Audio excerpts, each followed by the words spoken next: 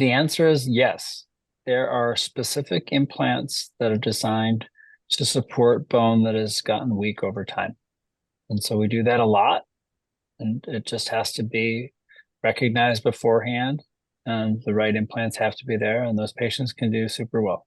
I think if it's identified ahead of time, it's a great thing to start treating.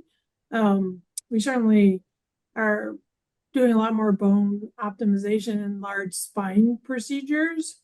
And there's some important studies and work that show that improving your bone health before those big procedures can improve your outcomes with less hardware loosening and less failure of bone grafts and things like that. So it's a good topic, and I think that if people have strong history of osteoporosis, probably getting that looked into if you can before you have surgery would be ideal.